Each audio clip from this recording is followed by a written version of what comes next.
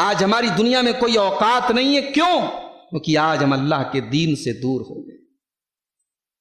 تو ہم آج ذلیل اور رسوا کیوں ہیں؟ میں انشاءاللہ قرآن اور حدیث کی روشنی میں 10 اس کے اسباب بیان کروں گا. 10 ایسی چیزیں ہیں، بنیادی چیزیں ہیں جن کی وجہ سے آج ہم اور آپ ذلت اور رسوائی سے دوچار ہیں. اس میں سب سے پہلی چیز جس کی وجہ سے آج ہم دنیا میں ذلیل و خوار ہیں وہ یہ ہے کہ آج ہم اور آپ دنیا کی محبت ہمارے دلوں میں بیٹھ چکی ہے. آخرت کا کوئی احساس نہیں، قیامت کا کوئی ڈر نہیں، اللہ کی بارگاہ میں جواب دہی کا کوئی احساس نہیں. آج کا مسلمان اپنی زندگی کے شب و روز دنیا کی فکر میں گزارتا ہے. رات میں بستر پہ سوتا ہے تو دنیا کی فکر لے کے سوتا ہے، صبح کو اٹھتا ہے تو دنیا کے لیے اٹھتا ہے. اس کی زندگی دنیا دنیا اور صرف دنیا کے لیے. اللہ تعالیٰ قرآن کریم میں فرماتا ہے سورہ حدید کے اندر، اعلموا انما الحیات الدنیا لعب ولہو وزینۃ وتفاخر بینکم وتکاثر فی الاموال والاولاد. اللہ تعالیٰ نے دنیا کی زندگی کی حقیقت بیان کی. اس آیت کے اندر دنیا کی زندگی کا نقشہ کھینچا ہے. فرمایا میرے بندو اعلموا تم جان لو انما الحیات الدنیا لعب کہ دنیا کی زندگی تو ایک کھیل ہے، ولہو ایک تماشا ہے، وزینۃ ایک زینت ہے، وتفاخر بینکم ایک دوسرے پر فخر کرنا ہے، وتکاثر فی الاموال والاولاد اور مال اور دولت کثرت سے حاصل کرنا ہے. علماء لکھتے ہیں اس آیت کی تفسیر میں، اس آیت کے اوپر غور کرو. اس آیت کریمہ میں اللہ تعالیٰ نے انسان کی پوری زندگی کا نقشہ کھینچا ہے. دنیا میں انسان آتا ہے، اس کے بچپن کا جو زمانہ ہوتا ہے وہ کھیل کا زمانہ ہوتا ہے. بچہ 5 سال کا ہے، 6 سال کا ہے، 8 سال کا ہے، کھیلتا رہتا ہے. اس کی زندگی کا کوئی مشن نہیں ہے، کوئی مقصد نہیں، وہ کھیلتا رہتا ہے. اللہ نے سب سے پہلے کھیل کا لفظ استعمال کیا. اعلموا انما الحیات الدنیا لعب دنیا کی زندگی کھیل ہے. پھر بچہ جوان ہونے لگتا ہے، تین ایج شروع ہو جاتی ہے، نوجوان ہونے لگتا ہے، 15 سال کا ہو جاتا ہے. اب کھیل سے بات آگے بڑھ جاتی ہے، اب اس کے اندر لہو پیدا ہو جاتا ہے، اب کچھ مستی پیدا ہو جاتی ہے، اب انجوائمنٹ کی خواہش اس کے اندر پیدا ہونے لگتی ہے، اب تماشے کی چیزوں کو وہ دیکھنا چاہتا ہے. دنیا کی زندگی کا یہ دوسرا دور ہے وَلَهْوٌ. پھر اللہ فرماتا ہے وَزِینَةٌ. پھر تیسرا دور انسان کی زندگی کا شروع ہوتا ہے جب انسان 20 سال کا ہوتا ہے، 22 سال کا، 25 سال کا ہوتا ہے. تب اس کی ساری توجہ زینت پر ہوتی ہے. اچھا کپڑا پہن لوں، اچھا میک اپ کر لیا جائے، اچھے بالوں کو اچھا اسٹائل دے دیا جائے، خوبصورت ہو جایا جائے. انسان کی ساری توجہ اپنی زینت پر ہو جاتی ہے. پھر چوتھا اسٹیج وَتَفَاخُرٌ بَيْنَكُمْ. پھر جب انسان 30 سال کا ہو جاتا ہے، 35 سال کا ہو جاتا ہے، پھر ایک کمپٹیشن کرنے لگتا ہے، کیسے دوسروں سے آگے بڑھا جائے، کیسے میرے پاس زیادہ پیسے آ جائیں، کیسے دوسرے سے زیادہ میرے پاس پراپرٹی آ جائے، دولت آ جائے، پیسے آ جائیں. وَتَفَاخُرٌ بَيْنَكُمْ. پھر انسان کمپٹیشن کرنے لگتا ہے، مقابلہ کرنے لگتا ہے. پھر پانچواں دور وَتَكَاثُرٌ فِي الْأَمْوَالِ وَالْأَوْلَادِ. پھر جوانی ختم ہو جاتی ہے، انسان بڑھاپے کی حدود میں داخل ہو جاتا ہے. اس کے بیٹوں کے بیٹے ہو جاتے ہیں، اس کی بیٹیوں کے بیٹے ہو جاتے ہیں، پوتے والا ہو جاتا ہے، نواسے والا ہو جاتا ہے. اب مال بھی زیادہ ہے، اولاد بھی زیادہ ہے. اب یہی تمنا ہے کہ اولاد اور خاندان کتنا بڑا ہو جائے، مال کتنا زیادہ ہو جائے. یہ انسان کی زندگی کی تمنا اور آرزو ہوتی ہے. اللہ تعالیٰ نے 5 چیزوں میں پوری انسانی زندگی کا نقشہ کھینچ دیا. اس کے بعد فرمایا کَمَثَلِ غَيْثٍ أَعْجَبَ الْكُفَّارَ نَبَاتُهُ. میرے بندو یہ دنیا کی زندگی تو کھیتی کی طرح ہے. جیسے کسان زمین کے اندر اپنی کھیتی کو بوتا ہے، تو کھیتی جب ہری بھری ہوتی ہے تو بڑی اچھی لگتی ہے، دیکھ کر کے بڑی خوبصورت لگتی ہے۔ ثم یہیج فتراہ مصفرا، پھر ایک ایسا دور آتا ہے کہ وہی کھیتی زرد ہو جاتی ہے، وہ پیڑ وہ پودے پیلے ہو جاتے ہیں، وہ زرد ہو جاتے ہیں، وہ پک جاتے ہیں۔ ثم یکون حطاما، پھر ایک دن ایسا آتا ہے کہ کسان اپنے پیڑوں کو، اپنی کھیتی کو کاٹ کر کے گھر لے کے چلا جاتا ہے۔ اللہ نے انسان کی جوانی کو ہرے پودوں سے تشبیہ دی ہے، ہرے پودے بڑے اچھے لگتے ہیں، انسان کی جوانی بڑی اچھی لگتی ہے۔ پھر انسان جب بوڑھا ہو جاتا ہے، جیسے پیڑ پیلا ہو جاتا ہے، پک جاتا ہے، انسان بھی پک جاتا ہے۔ ثم یکون حطاما، اور جس طریقے سے کھیتی ایک دن کاٹ دی جاتی ہے، انسان بھی موت کے ذریعے کاٹ دیا جاتا ہے اور قبر کے اندر پہنچ جاتا ہے، دنیا سے چلا جاتا ہے۔ یہ ہے انسان کی زندگی کے دور۔ 4 دن کی دنیا کی زندگی کے پیچھے انسان بھاگا جا رہا ہے۔ دنیا کا نہ غم پرماننٹ ہے، نہ دنیا کی خوشی پرماننٹ ہے۔ بل تؤثرون الحیات الدنیا والآخرۃ خیر وابقی، میرے بندو تم دنیا کی زندگی کو ترجیح دیتے ہو، تم دنیا کی زندگی کو پراتھمکتا دیتے ہو، تم دنیا کی زندگی کو اوپر رکھتے ہو۔ والآخرۃ خیر وابقی، اور آخرت کو تم نیچے رکھتے ہو، جبکہ آخرت تو زیادہ بہتر ہے، آخرت زیادہ باقی رہنے والی ہے۔ قرآن نے تو یہ کہا تھا دنیا کو ترجیح دیتے ہو، مگر افسوس آج ہم دنیا کو ترجیح نہیں دیتے، بلکہ دنیا ہی کو ہم نے سب کچھ سمجھ رکھا ہے۔ آج آخرت ہماری زندگی کے مقصد میں بھی شامل نہیں ہے۔ ہم ذلیل کیوں نہ ہوں، ہم رسوا کیوں نہ ہوں کہ آج ہم نے اپنی زندگی کا مقصد درہم اور دینار کو جمع کرنا، دولت اور روپیہ اور پیسہ کو جمع کرنا اور دنیا کو بہتر سے بہتر بنانا رکھا ہے۔ آخرت ہماری زندگی کے پروگرام میں شامل نہیں ہے میرے ساتھ۔ آئیے ایک حدیث پاک آپ کو سناتا ہوں، بڑی پیاری حدیث ہے، اور ایسا لگتا ہے کہ پیارے نبی صلی اللہ علیہ وسلم نے حالات، اس وقت کے جو امت کے حالات ہیں، مسلمانوں کے جو حالات ہیں، ان کو سامنے رکھ کر کے یہ بات ارشاد فرمائی۔ ابو داؤد کی روایت ہے، اللہ کے پیارے نبی فرماتے ہیں یوشک الامم ان تداعى علیکم کما تداعى الاکلۃ الی قصاتها، اے مسلمانوں وہ زمانہ بہت قریب ہے جب دنیا کی ساری قومیں تمہیں برباد کرنے پر، تمہیں مٹانے پر، تمہیں ذلیل کرنے پر تل جائیں گی۔ کما تداعى الاکلۃ الی قصاتها، جیسے دسترخوان لگاؤ، 4 لوگ دسترخوان پر بیٹھ کر کھانا کھا رہے ہوں اور 4 لوگ ویٹنگ میں کھڑے ہوں کہ یہ دسترخوان سے کھا کر کے اڑ جائیں تو ہم جا کر کے بیٹھ جائیں۔ اے مسلمانوں تمہیں برباد کرنے کے لیے دنیا کی ساری قومیں نمبر لگائیں گی، باری باری سے تمہیں لوٹیں گی۔ پورا ملک تباہ کر دیا گیا، جھوٹے الزام لگا کر کے، جھوٹی تہمت لگا کر کے پورا ملک تباہ کر دیا گیا، اور بعد میں بس پریس کانفرنس پہ اتنا بول دیا گیا سوری ہمیں غلط انفارمیشن ہے کہ نہیں۔ دسترخوان پر جیسے لوگ کھانا کھا رہے ہوں اور انتظار میں یہ اڑ جائے تو میری باری آئے، مسلمانوں کو مارنے کے لیے، کاٹنے کے لیے، توڑنے کے لیے، ان کی عزتوں پر حملے کرنے کے لیے، ان کے مال کو لوٹنے کے لیے دنیا کی قومیں آپس میں مقابلہ کریں۔ صحابہ نے پوچھا اے اللہ کے رسول کیا ہماری تعداد اس وقت کم ہوگی؟ کیا ہم تعداد میں بہت کم ہوں گے؟ آپ نے فرمایا نہیں، تعداد تمہاری بہت ہوگی، تعداد کم نہیں ہوگی۔ وَلَٰكِنَّكُمْ غُثَاءٌ كَغُثَاءِ السَّيْلِ، تمہاری تعداد بہت زیادہ ہوگی لیکن تم سیلاب کے جھاگ کی طرح ہو جاؤ گے، سیلاب کے جھاگ کی طرح ہو جاؤ۔ پانی کے اوپر جو جھاگ ہوتا ہے، جو بلبلے ہوتے ہیں، ان کے اندر کوئی طاقت نہیں ہوتی، کوئی حیثیت نہیں ہوتی، تم پانی کے جھاگ کی طرح ہو جاؤ۔ اللہ کے پیارے نبی فرماتے ہیں اللہ تعالیٰ دشمنوں کے دلوں سے تمہارے روب و دبدبا کو نکال دے گا، اور تمہارے دلوں میں اللہ تعالیٰ وہن نام کی بیماری ڈال دے گا، کمزوری ڈال دے گا۔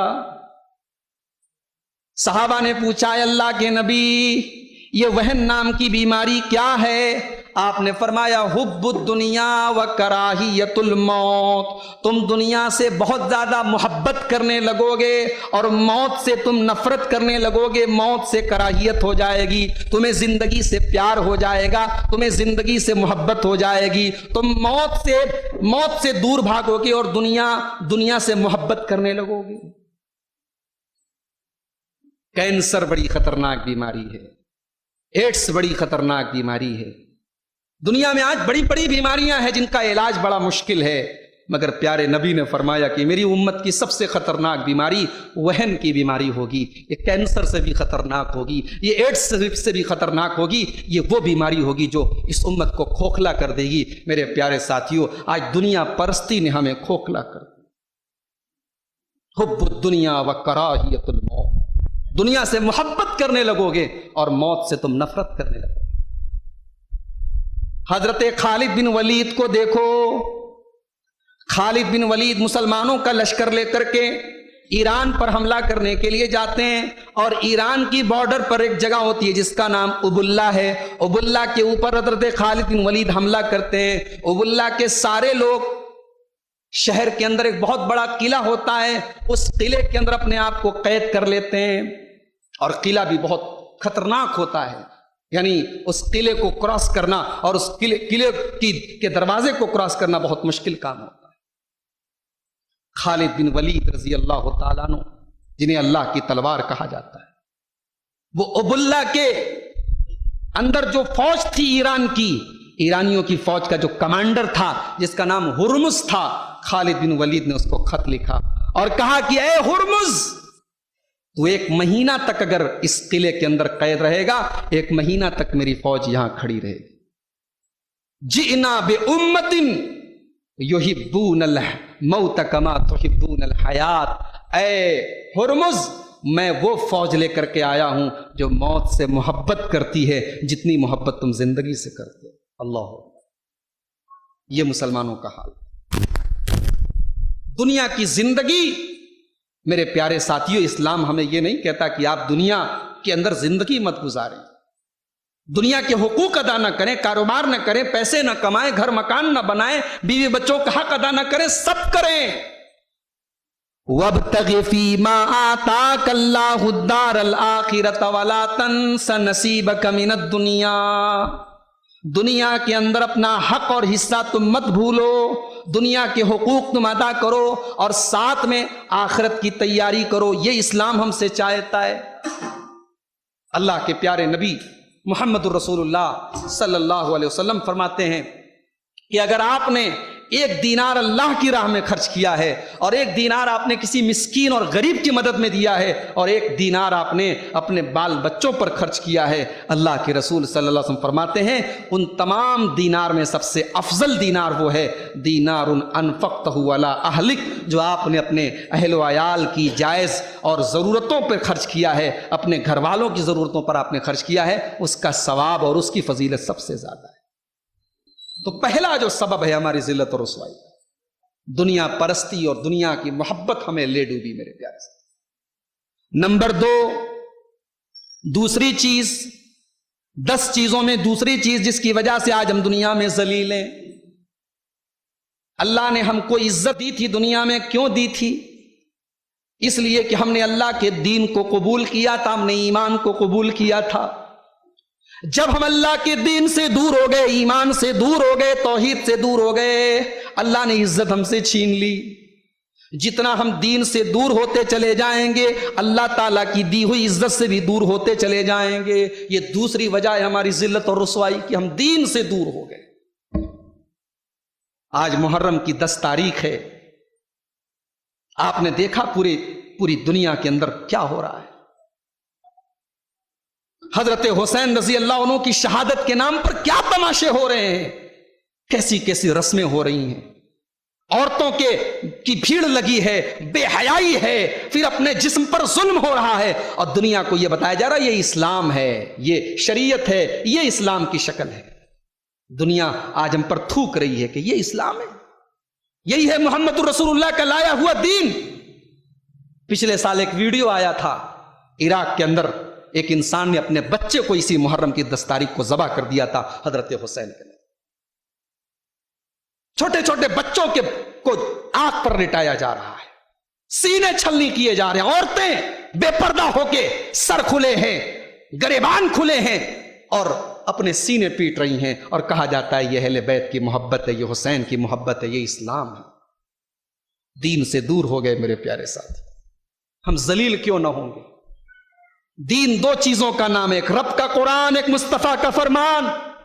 میرے نبی نے فرمایا ترکت فیکم شیئین لن تضلوا بعدہما، 2 چیزیں چھوڑ کے جا رہا ہوں، جب تک پکڑے رہو گے کبھی گمراہ نہیں ہو سکتے۔ کون سی 2 چیزیں ہیں؟ کتاب اللہ و سنتی، ایک اللہ کی کتاب ہے، ایک محمد الرسول اللہ کا طریقہ ہے۔ آج امت ان دونوں سے دور ہوگی، گمراہ کیوں نہیں ہوگی، ذلیل کیوں نہیں ہوگی، رسوا کیوں نہیں ہوگی؟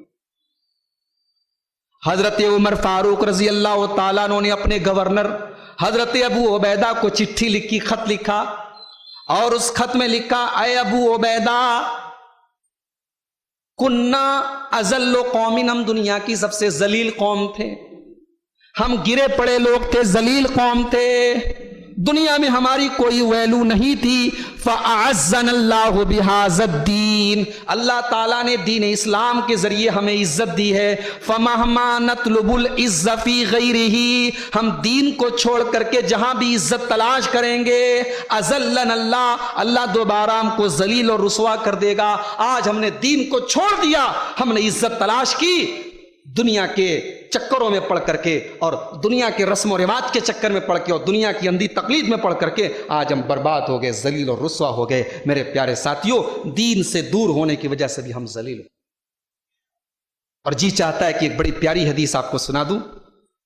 اللہ کے پیارے نبی جناب محمد الرسول اللہ صلی اللہ علیہ وسلم فرماتے ہیں، ابو داؤد کی روایت،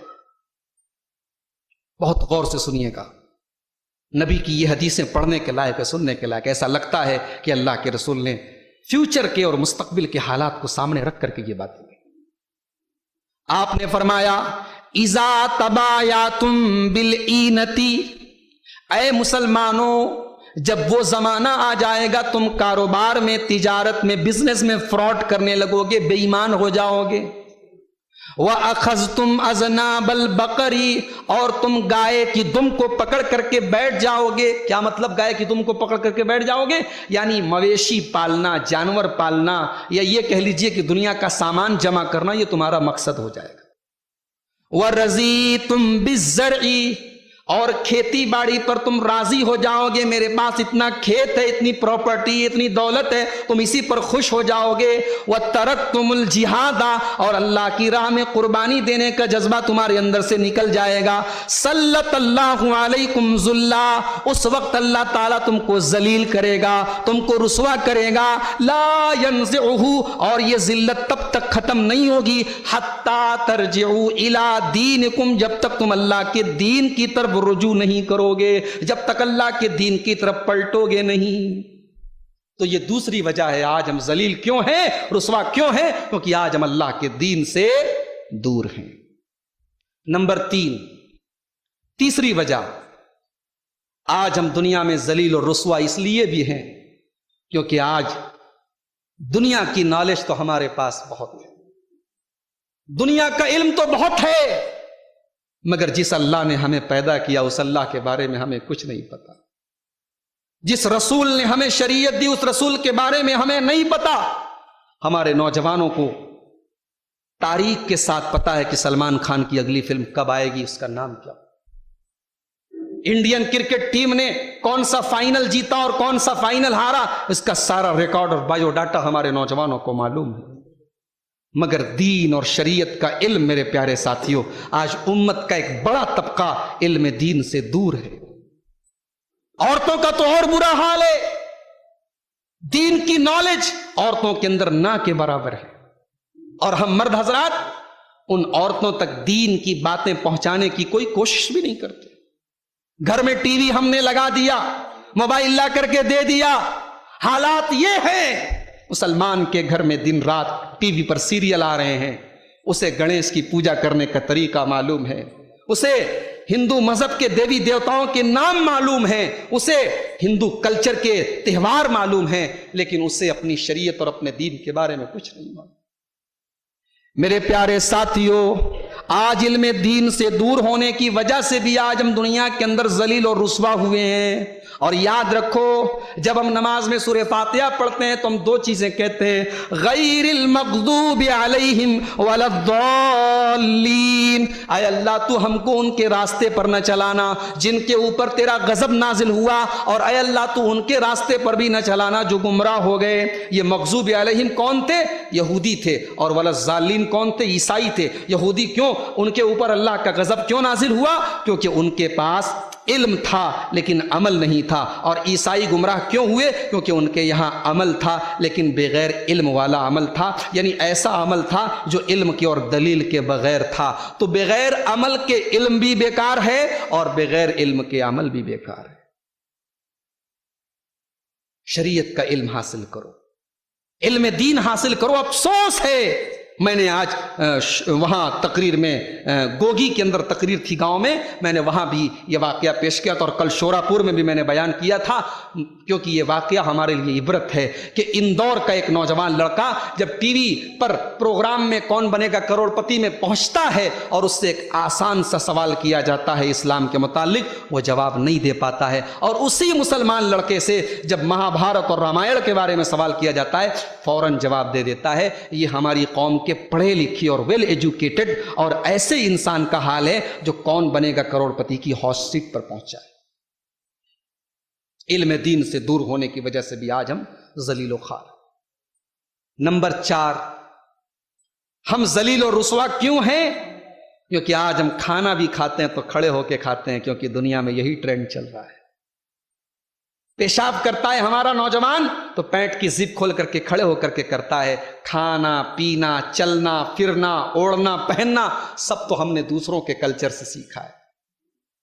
آج ہم نے یہود و نصارہ کے طریقے کو اپنی زندگی کا مشن بنا لیا ہے، جبکہ ہمارے نبی نے استنجا کرنے کا طریقہ بھی ہمیں بتایا ہے، بیوی سے ملنے کے آداب بھی ہمیں بتائے ہیں، اٹھنے بیٹھنے کا سلیقہ بھی ہمیں بتایا ہے، لیکن ہم اپنی شریعت اور اپنے اسلام سے اتنے بے خبر ہیں کہ ہم زندگی کے تمام معاملات میں یہود و نصارہ کے طریقے پر چل رہے ہیں، اور جناب محمد رسول اللہ صلی اللہ علیہ وسلم کی وہ پیشن گوئی بالکل برحق ثابت ہو رہی ہے، جس میں آپ نے فرمایا تھا کہ میری امت کے لوگ یہود و نصارہ کے طریقے پر چلیں گے، یہاں تک کہ حذو النعل بالنعل، جیسے ایک پیر کا جوتا دوسرے پیر کے جوتے کے بالکل برابر ہوتا ہے، ایسا نہیں ہوتا کہ ایک پیر میں 6 نمبر کا جوتا ہو اور دوسرے میں 8 نمبر کا جوتا ہو۔ یہود و نصارہ کے طریقے کی بالکل ڈپلیکیٹ پیروی کریں گے، ان کے طریقے پر چلیں گے، بلکہ آج تو ان سے بھی 10 قدم آگے ہیں۔ آج ان کے یہود و نصارہ کے یہاں جو فیشن آتا ہے، ان کے گھر کی عورتیں بعد میں پہنتی ہیں، مسلمان گھر کی عورتیں پہلے پہنتی ہیں۔ میرے پیارے ساتھیوں، یہود و نصارہ کی مشابہت نے ہمارے نوجوانوں کو دیکھیے، ان کے بال دیکھیے، ان کے کپڑے دیکھیے، ان کی پینٹ دیکھیے، ان کی ٹی شرٹ دیکھیے۔ وہ بالی ووڈ کی فلمیں دیکھ کر کے طے کرتا ہے کہ مجھے اپنے بالوں کا اسٹائل کیسے بنانا ہے، مجھے کون سا چشمہ پہننا ہے، مجھے اپنے کان میں بالی پہننی ہے کہ نہیں، مجھے بندر کے جیسا بال رکھنا ہے کہ نہیں، مجھے پھٹی پینٹ پہننی ہے کہ نہیں۔ وہ آج یہود و نصارہ کے طریقوں کو فیشن کا نام دے کر کے، اور اس کو جو ہے سویگ کا نام دے کر کے اور اسٹیٹس کا نام دے کر کے آج ہمارا مسلمان نوجوان، چاہے وہ مرد حضرات ہوں چاہے خواتین حضرات ہوں، آج ہم نے ہر چیز میں یہود و نصارہ کا طریقہ اپنایا ہے۔ یہ بھی ذلت و رسوائی کی ہماری بہت بڑی وجہ ہے۔ نمبر 5، ہم ذلیل و رسوا اس لیے بھی ہیں میرے پیارے ساتھیوں، کیونکہ ایک مسلمان کی سب سے بڑی جو دولت ہوتی ہے وہ اس کا ایمان ہوتا ہے، اس کا عقیدہ ہوتا ہے، اس کی توحید ہوتی ہے، مگر افسوس وہ توحید آج گلبرگہ کے اندر بندہ نواز کی مزار پہ لٹائی جا رہی ہے۔ وہ اجمیر کے اندر خواجہ معین الدین چشتی اجمیری کی درگاہ پر سجدہ کر کے اس دولت کو برباد کیا جا رہا ہے۔ وہ حسین ابن علی رضی اللہ تعالیٰ عنہ کے نام پہ تعزیے نکال کے اور ان تازیوں کے آگے سر جھکا کر کے آج اس عقیدے اور اس توحید کا جنازہ نکالا جا رہا ہے۔ افسوس ہے، مسلمان نے ہر وہ کام کیا ہے جو دوسروں نے بھی نہیں کیا ہے۔ دوسروں نے اگر بت بنائے، اگر اسٹیچو بنائے تو انہوں نے اپنے اسٹیچو کے نام غیروں کے نام پر بنائے، مگر ہم نے کیا کیا؟ ہمارے بنارس میں اسی محرم کی 10 تاریخ پر ایک تعزیہ نکلتا ہے، ताज़िए की शक्ल, आप मोबाइल पर मेरे पास फ़ोटो मौजूद हैं, ताज़िए की शक्ल एक औरत की तरह है, एक औरत का चेहरा बना हुआ है, एक औरत का हुलिया बना हुआ है, और उस ताज़िए का नाम बुराक का ताज़िया है। वो नबी की सवारी बुराक के नाम पर वो ताज़िया बनाया गया है। मुसलमान आज ताज़िया ही नहीं, एक तरीके से हम कह सकते हैं बुत बना करके उसको हज़रत हुसैन का नाम लेकर के घूम रहा है, तावीज़ पहन रहा है, धागे पहन रहा है, कब्रों पे सजदे कर रहा है। शिर्क की कौन सी ऐसी किस्म है जिसमें आज का मुसलमान मुब्तला नहीं है? मेरे प्यारे साथियों, एक मुसलमान की सबसे बड़ी जो दौलत है उसका ईमान है, उसकी तौहीद है। और रब ने कुरान में कह दिया कि क़यामत के दिन तुम सब कुछ लेकर के आओगे, लेकिन अगर तौहीद लेकर के नहीं आओगे तो हम कबूल नहीं करेंगे। अल्लाह ने फरमाया इन्नल्लज़ीन कफ़रू व मातू व हुम कुफ़ारुन फ़लन युक़बल मिन अहदिहिम मिल्उल अर्ज़ि ज़हबा। कल क़यामत के दिन जो लोग तौहीद के बगैर आएंगे, कुफ्र की हालत में आएंगे, अल्लाह फरमा रहा है फ़लन युक़बल मिन अहदिहिम मिल्उल अर्ज़ि ज़हबा। वो ज़मीन भर के सोना भी अगर अल्लाह की बारगाह में लेकर के आएंगे, ज़मीन भर के सोना भी दे देंगे, उनका सोना कबूल नहीं किया जाएगा, क्योंकि ज़मीन भर के सोना है तुम्हारे पास लेकिन रब की तौहीद नहीं है। मेरे प्यारे साथियों, आज मुसलमान उस तौहीद से हाथ धो रहा है। और प्यारे नबी ने फरमाया था कयामत नहीं आएगी यहां तक कि मेरी उम्मत के कुछ लोग मुशरिकों के साथ मिल जाएंगे। आज मुस्लिम ममालिक बुत परस्ती के लिए जमीनें दे रहे हैं, बुत परस्ती के लिए अपने इलाके और अपने देश और अपने मुल्क में जगह दे रहे हैं। और आज हालात ये हैं कि मुशरिकीन का साथ दे रहे हैं। वह हत्ता या बुदुल औसान, और क़यामत उस वक्त तक नहीं आएगी जब तक मेरी उम्मत के अंदर बुतों की परस्तिश नहीं है, तौहीद से दूर हैं, अकीदे से दूर हैं। ये पांचवी वजह है आज हमारी जिल्लत और रुसवाई की। नंबर 6, छठी वजह, हम दुनिया में जलील और रुसवा क्यों हैं? इसलिए कि आज हमें दुनिया का तो डर है लेकिन अल्लाह का डर नहीं। बड़ा अच्छा मैसेज आया था मेरे मोबाइल पे कि मस्जिद में चप्पल बहुत चोरी हो रहे थे, मस्जिद में जूते बहुत चोरी हो रहे थे। मस्जिद कमेटी ने मस्जिद के अंदर एक पर्चा लगाया, पर्चे पे लिख दिया अल्लाह का घर है, अल्लाह देख रहा है, अल्लाह से डरो, अल्लाह देख रहा है, अल्लाह से डरो। पर्चा लगाने के बावजूद जूते चोरी होते रहे, चप्पल चोरी होते रहे। एक हफ्ते के बाद मस्जिद कमेटी ने दूसरा पोस्टर लगाया, पोस्टर पे लिखा मस्जिद में हर तरफ कैमरे लगे हैं, गलत काम करने वाले होशियार हो जाएं, जूता चप्पल चोरी होना बंद हो गया। कैमरे का डर है, दुनिया की पुलिस का डर है, दुनिया के कानून का डर है, रब की पकड़ का कोई डर नहीं है। मेरे रब ने कुरान में फरमाया यस्तग़फ़ून मिनन्नासि वला यस्तग़फ़ून मिनल्लाह। मेरे बंदो तुम कितने नादान हो, तुम लोगों से डरते हो लेकिन अल्लाह से नहीं डरते। तुम्हें लोगों की पकड़ का डर है लेकिन अल्लाह की पकड़ का डर नहीं है। इन्न बत्श रब्बिका लशदीद, अल्लाह की पकड़ बड़ी सख्त है। अल्लाह जब पकड़ता है वो उमली लहुम, अल्लाह मोहलत दे रहा है, अल्लाह छूट दे रहा है, करते रहो जितने गुनाह कर सकते हो। इन्न कैदी मतीन, लेकिन अल्लाह की प्लानिंग बड़ी मजबूत है, अल्लाह की तदबीर बड़ी मजबूत है। अल्लाह की तदबीर से हम बच नहीं सकते। अल्लाह रस्सी जिस दिन खींच लेगा मेरे प्यारे साथियों हमारी सारी ताकत खत्म हो जाएगी। तो ये छठी वजह है आज हम दुनिया में जलील और रुसवा इसलिए हैं क्योंकि अल्लाह की बारगाह में जवाब देने का एहसास हमें नहीं है। कारोबार करने आप निकल जाएं, मुझसे, मैं तो बिजनेस नहीं करता लेकिन बिजनेस करने वालों ने मुझे बताया है और एक्सपीरियंस करके बताया है कि मौलवी साहब, शेख साहब, आज हालात ये हैं, आप हैदराबाद चले जाएं, मुंबई चले जाएं, दिल्ली चले जाएं, बड़े बड़े शहरों में चले जाएं, कारोबार करने के टाइम एक मुसलमान से कारोबार करने के पहले 1000 बार सोचता है। एक मुसलमान अपने मुसलमान भाई से अगर ये सोच करके ये अपना भाई है, अपनी कौम का है, अपनी उम्मत का है, अगर उससे कारोबार करे, उसके जाहिरी तकवा और उसके जाहिरी शक्ल सूरत से धोखा खा करके उसके साथ लेन देन करे, तो अफसोस ये होता है कि जाहिरी एतबार से बड़ी शरीयत के पाबंद और बड़े तकवादार और बड़े दीनदार लोग सबसे पहले फ्रॉड और धोखाधड़ी करते हैं। आज मुसलमान ने अपनी पोजीशन इतनी खराब कर ली है मेरे प्यारे साथियों। क्यों ऐसे हालात हैं? क्योंकि अल्लाह के सामने जवाब देने का डर नहीं है, अल्लाह के सामने पकड़ का डर नहीं है, अल्लाह की बारगाह में हिसाब का डर नहीं है। नंबर 7, आज हम जलील क्यों हैं? ये ज़िल्लत और रुसवाई क्यों है? इसलिए क्योंकि दुनिया की कोई कौम तब तक ترقی نہیں کر سکتی، تب تک آگے نہیں بڑھ سکتی، تب تک عزت نہیں پا سکتی جب تک اس قوم کے نوجوان بہترین نوجوان نہ ہو، اس قوم کے نوجوان اصحاب کہف کے نوجوانوں کی طرح نہ ہو۔ اللہ اکبر! اصحاب کہف کے نوجوان کون تھے؟ اللہ نے ان کا نام نہیں بتایا، اللہ نے ان کی پہچان نہیں بتائی، اللہ نے ان کا خاندان نہیں بتایا، کس علاقے کے رہنے والے تھے اللہ نے نہیں بتایا، مگر ایک ظالم بادشاہ کے دور میں ان چند نوجوانوں نے جب کھڑے ہو کے رب کی توحید کا نعرہ بلند کیا، اللہ پر ایمان کی آواز بلند کی، تو میرے رب کو ان نوجوانوں کی ادا اتنی پسند آئی کہ ان کے نام پر قرآن کی ایک سورت نازل کر دی، سورہ کہف اٹھاؤ جو ہم ہر جمعہ کو پڑھتے ہیں۔ رب فرماتا ہے انہم فتیۃ آمنوا بربہم وزدناہم ہدا۔ میرے بندو دیکھو، یہ میرے نوجوان بندے تھے، یہ 20 سال کے لڑکے تھے، یہ 25 سال کے لڑکے تھے، یہ چند نوجوان تھے جو رب کے اوپر ایمان لائے تو رب نے ان کو اور ہدایت عطا فرمائی۔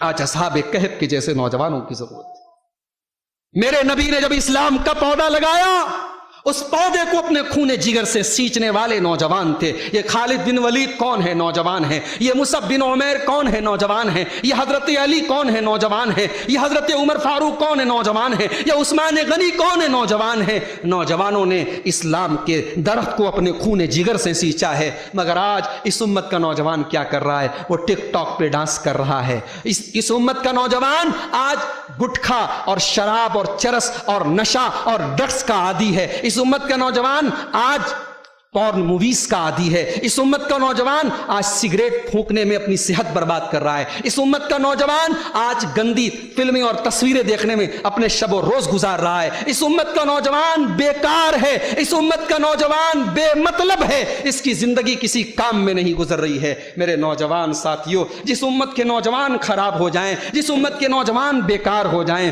اس امت کا کیا ہوگا؟ وہ امت ذلیل کیوں نہیں ہوگی؟ وہ امت رسوا کیوں نہیں ہوگی؟ ارے موسیٰ علیہ السلام کے جیسے نوجوان بنو، یہ موب لنچنگ کے واقعات بند ہو جائیں گے، یہ ذلت و رسوائی بند ہو جائے گی۔ موسیٰ علیہ السلام کے جیسے نوجوان بنو۔ موسیٰ علیہ السلام کیسے نوجوان تھے؟ قرآن کہتا ہے موسیٰ علیہ السلام نے ایک آدمی کو مکہ مارا، ایک آدمی کو پنچ مارا، حضرت موسیٰ کے ایک مکے سے وہ آدمی مر گیا۔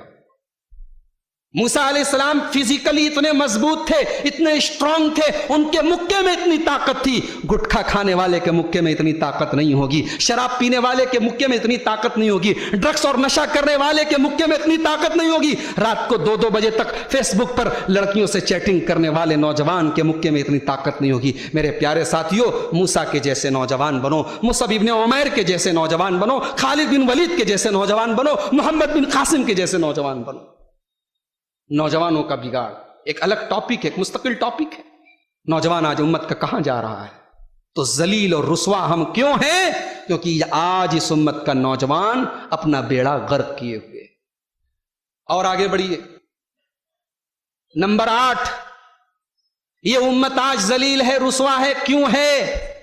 کیونکہ آج اس امت کی عورتیں، اس امت کی خواتین، جنہوں نے کبھی پردے میں رہ کر کے اسلام کی خدمت کی تھی، جنہوں نے شرم و حیا کی چادر پہن کر کے دنیا میں مسلمان عورت کا نام اونچا کیا تھا، آج وہی مسلمان عورت شرم و حیا کے سارے پردے اتار چکی ہے۔ وہ مسلمان عورت جس کے بارے میں اللہ کے پیارے نبی نے فرمایا الدنیا کلھا متاع وخیر متاع الدنیا المرأۃ الصالحہ، دنیا کی سب سے قیمتی دولت اگر کوئی ہے تو نیک عورت ہے۔ آج وہ عورت جسے نبی نے اتنا بڑا مقام دیا تھا، اتنا بڑا اعزاز دیا تھا، آج افسوس اس عورت نے اس مقام کو گرا دیا۔ میرے پیارے ساتھیوں، شرم و حیا سے دور ہوئی، شرم و حیا سے دور ہوئی، اسلامی پردے کو اس نے کنارے کیا اور ہر وہ کام کیا جس سے اللہ کے پیارے نبی نے روکا تھا۔ یہ عورت اگر اسلام کی شیتل چھایا میں آ جائے، یہ شریعت کے دامن میں آ جائے تو یہ فاطمہ زہرا کا روپ لے لیتی ہے، یہ عائشہ صدیقہ کا روپ لے لیتی ہے، یہ مریم جیسی پاک دامن بن جاتی ہے، یہ فرعون جیسے ظالم کے محل میں رہ کر کے بھی رب کے اوپر ایمان لاتی ہے اور آسیہ بن جاتی ہے۔ یہ عورت اگر ایمان کو مضبوط کر لے، اپنے رب کے اوپر ایمان لے آئے تو دنیا اسے ہاجرہ کے نام سے جانتی ہے۔ ہائے ہائے، ہم نے اسماعیل کی زندگی پڑھی، ہم نے ابراہیم کی زندگی پڑھی، مگر یاد رکھو ابراہیم کی زندگی زندگی حاجرہ کے بغیر ادھوری ہے۔ ہم جب خانہ کعبہ کا طواف کرتے ہیں تو جب تک صفا اور مروہ کے بیچ میں دوڑ کر کے اپنی ماں حضرت حاجرہ کی سنت کو ادا نہ کر لیں، ہمارا حج مکمل نہیں ہوتا، ہمارا عمرہ مکمل نہیں ہوتا۔ یہ ہماری ماں تھی، یہ حضرت حاجرہ تھی۔ جب حضرت ابراہیم علیہ السلام اپنی بیوی حضرت حاجرہ کو ایک دودھ پیتے بچے کے ساتھ، اپنے دودھ پیتے بچے کے ساتھ تھوڑی سی کھجوریں اور تھوڑا سا پانی دے کر کے، جب مکہ کی بے آب و گیا سرزمین پر، جہاں پانی کا ایک قطرہ نہیں، جہاں اناج کا ایک دانہ نہیں، جہاں دور دور تک کوئی آبادی نہیں، جب چھوڑ کر کے جانے لگے تو اس وفادار بیوی نے بس ایک ہی سوال کیا تھا، کہا تھا میرے سرتاج الی من تترکونا، کس کے حوالے کر کے جا رہے ہیں، کس کے سہارے چھوڑ کے جا رہے ہیں؟ ایک اکیلی عورت اس صحرا میں کیا کرے گی؟ تو حضرت ابراہیم نے جواب دیا تھا کہ یہ اللہ کا حکم ہے۔ اے میری وفادار بیوی، بیوی نے پوچھا کہ یہ اللہ کا حکم ہے؟ کہا کہ ہاں یہ اللہ کا حکم ہے۔ تو اس وفادار بیوی نے، جس کو دنیا حاجرہ کہتی ہے، اس بیوی نے کہا تھا اذن لا یضیعنا اللہ ابدا، اگر ایسی بات ہے تو میرے سرتاج آپ جا سکتے ہیں، اللہ اپنے بندوں کو برباد نہیں کرتا، اللہ ہمیں برباد نہیں کرے گا۔ یہ ایمان تھا اس عورت کا۔ لوگ کہتے ہیں عورت کمزور ہوتی ہے، عورت جذباتی ہوتی ہے، عورت کے اندر ہمت نہیں ہوتی۔ میں کہتا ہوں اگر ایمان والی عورت ہو تو وہ حاجرہ بن سکتی ہے، جس کے ایمان کا یہ حال ہے، جس کی طاقت اور ہمت کا یہ حال ہے۔ مگر افسوس، آج چراغ لے کے ڈھونڈو، حاجرہ کے جیسی عورت نہیں ملتی، فاطمہ کے جیسی عورت نہیں ملتی، مریم کے جیسی پاک دامن عورت نہیں ملتی۔ آج عورتوں کا بگاڑ، آج مزاروں پہ چلے جاؤ، مردوں سے زیادہ عورتوں کی بھیڑ ہے۔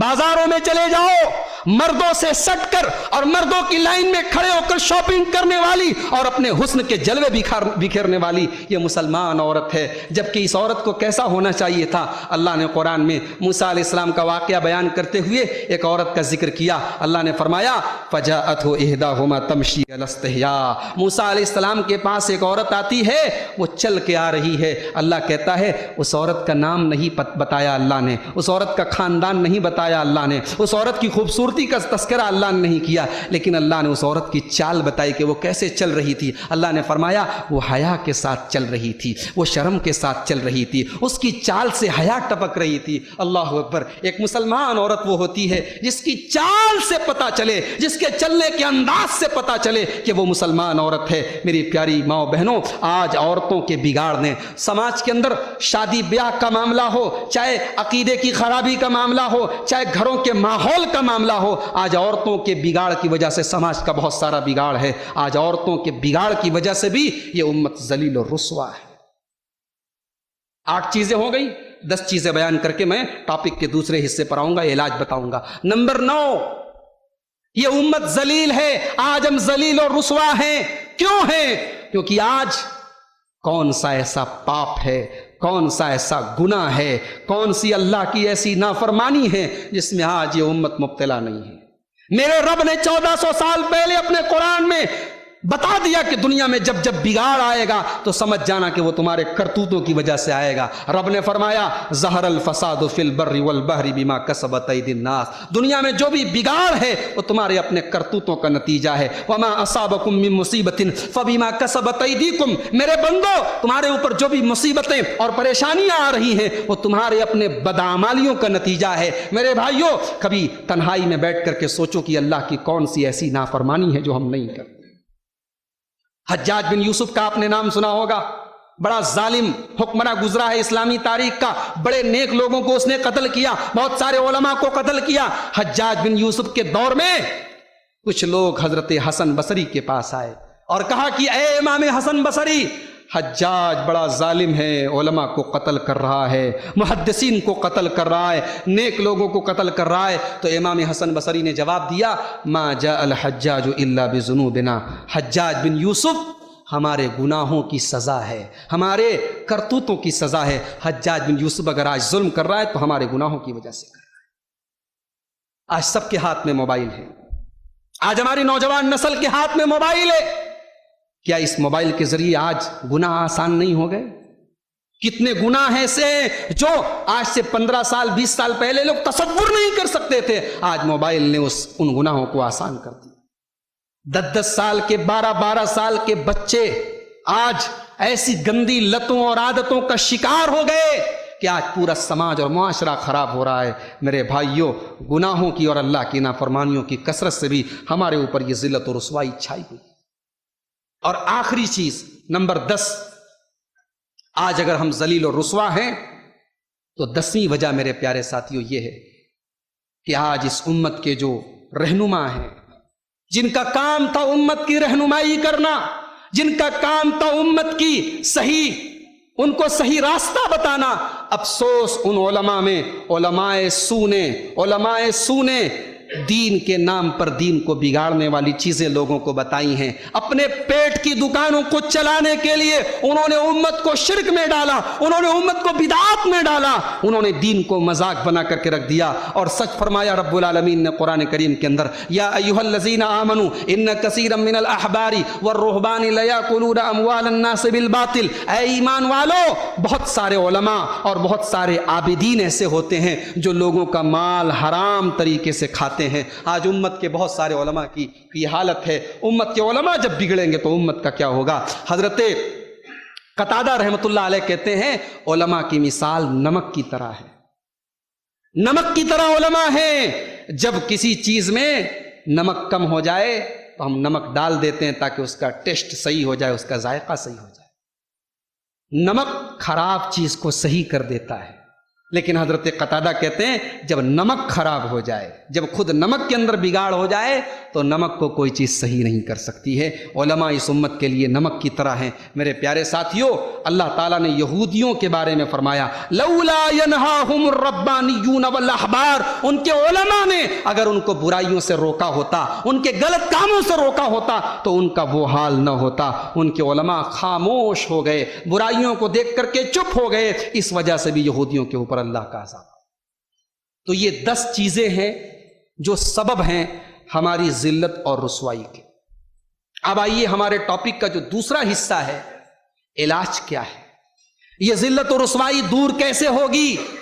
تو یاد رکھیے کہ سب سے پہلی اور سب سے بنیادی چیز جو میں نے اپنی تقریر کے شروعات میں کہا تھا، عزت کا مالک کون ہے؟ اللہ ہے۔ عزت اور ذلت کس کے ہاتھ میں؟ اللہ کے ہاتھ میں ہے۔ تو سب سے پہلا علاج یہ ہے ہم اللہ کی بارگاہ میں رجوع کریں، ہم اللہ سے لو لگائیں، اللہ سے اپنا تعلق مضبوط کریں۔ اللہ تعالیٰ آج ان پریشانی کے حالات کے ذریعے ہمیں آزما رہا ہے، ہمارا امتحان لے رہا ہے کہ میرے یہ بندے جو میرے اوپر ایمان رکھنے کا دعویٰ کرتے ہیں، یہ اب سدھرتے ہیں کہ نہیں سدھرتے ہیں، یہ اپنی اصلاح کرتے ہیں کہ نہیں کرتے ہیں۔ اللہ قرآن میں کہتا ہے فلولا اذ جاءہم باسنا تضرعوا، ارے جب میرا عذاب آیا، جب میری طرف سے آزمائش آئی تو تم رب کی بارگاہ میں گڑ گڑائے کیوں نہیں؟ تم رب کی بارگاہ میں تم نے آنسو کیوں نہیں بہائے؟ مگر افسوس آج امت اتنے برے حالات میں بھی اپنی حالت کی اصلاح کرنے کے لیے تیار نہیں ہے۔ اللہ نے تو قرآن میں کہہ دیا ما یفعل اللہ بعذابکم ان شکرتم وآمنتم، اگر تم ایمان لاؤ، اگر تم اللہ کا شکر ادا کرو تو ہم تمہیں عذاب دے کر کے کیا کریں گے؟ اللہ ہمیں عذاب نہیں دینا چاہتا میرے بھائیوں، لیکن ہم اللہ کی طرف رجوع تو کریں۔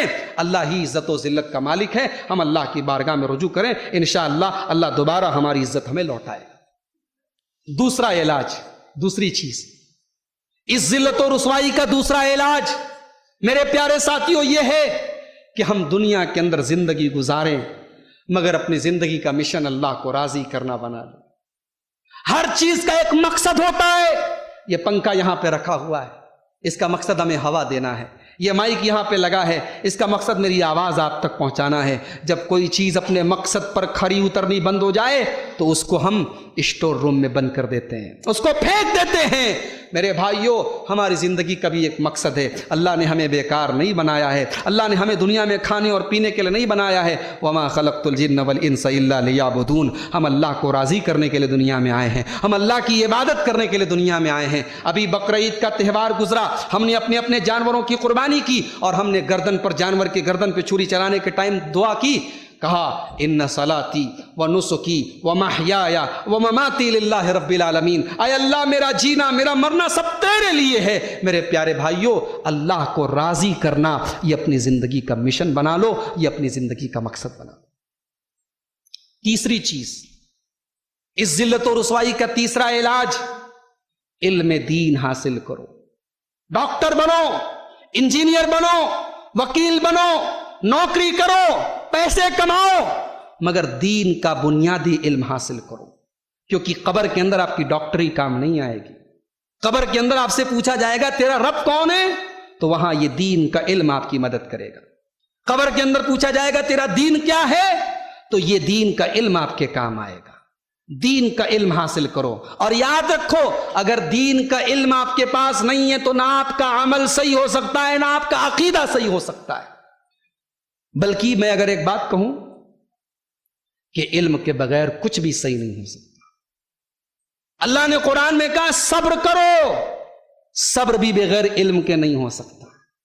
अल्लाह ताला ने मूसा अलैहिस्सलाम का वाकया बयान करते हुए फरमाया व कैफ़ तस्बिरु अला मा लम तुहित बिही खुबरा।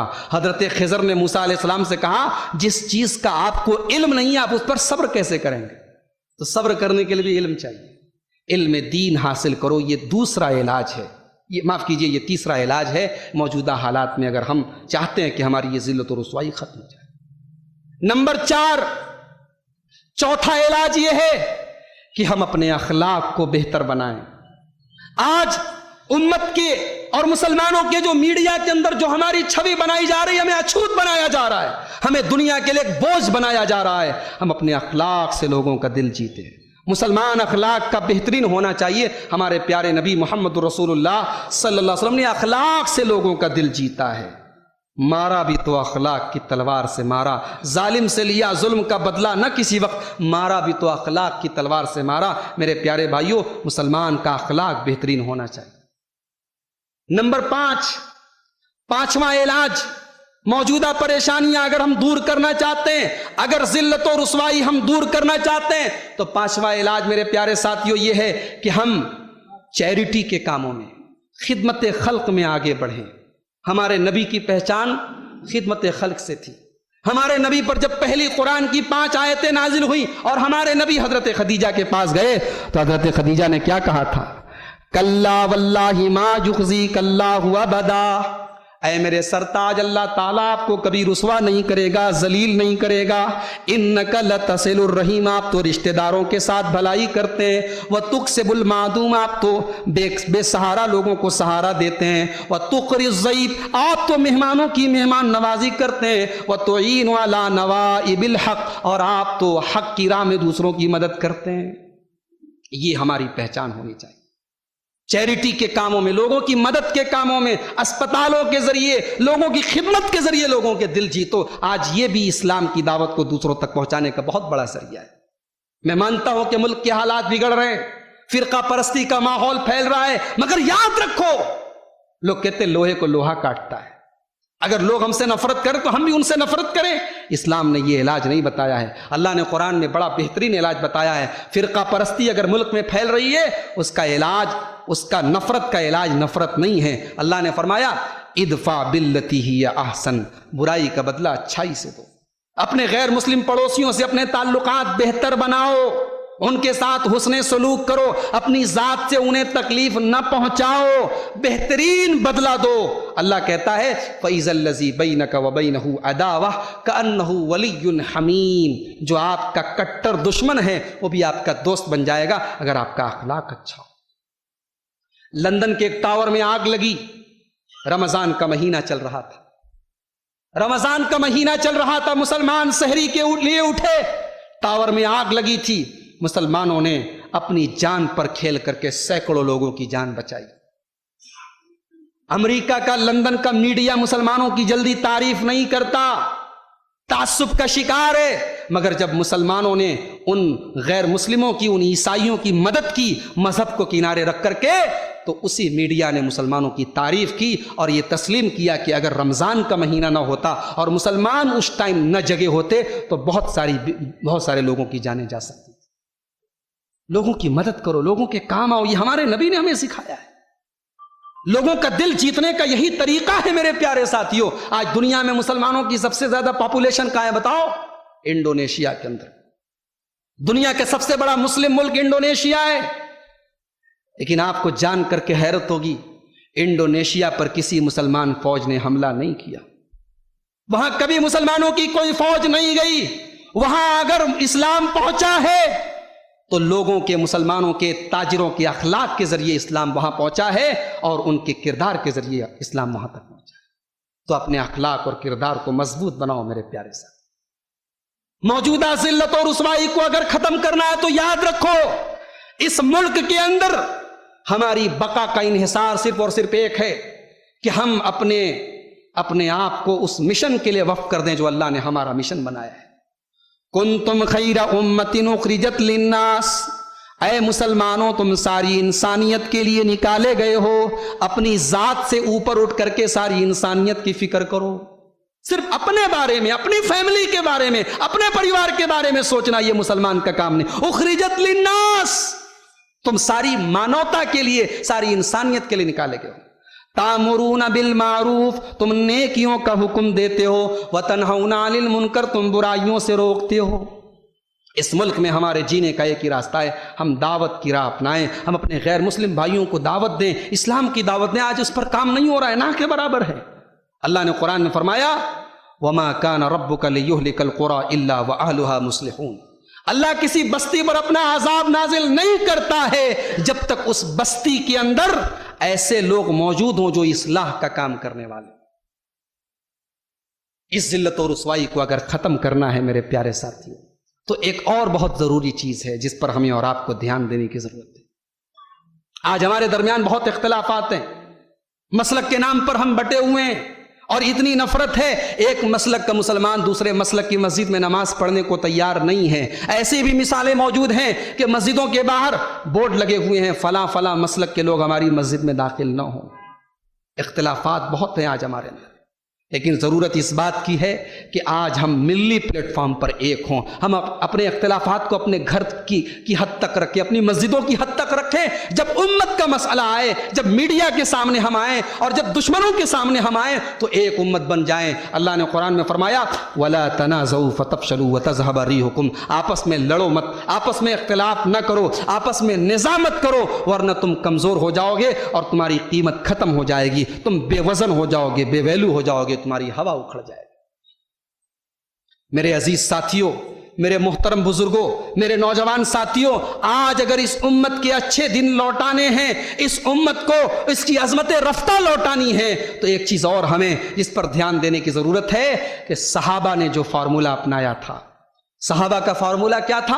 انہوں نے دین پر عمل کیا تھا، انہوں نے اسلام پر عمل کیا تھا، انہوں نے رب کی شریعت کو صرف مسجد میں نماز پڑھنے کی حد تک نہیں اپنایا تھا بلکہ اپنے لباس میں، اپنے لین دین میں، اپنے اخلاق میں، اپنے کردار میں، اپنی شادی بیاہ میں، اپنے کلچر میں، ہر چیز میں انہوں نے اسلام کو اپنایا تھا. امام مالک کا وہ جملہ یاد رکھو لن يصلح آخر هذه الامه الا بما صلح به اولها. اس امت کے اندر بعد میں آنے والے کامیاب نہیں ہو سکتے، بعد میں آنے والے صحیح نہیں ہو سکتے جب تک کہ وہی فارمولہ نہ اپنائیں جو اس امت کے پہلے کے لوگوں نے اپنایا تھا. فارمولہ وہی ہے میرے ساتھیوں، کامیابی اور عزت اور سربلندی کا.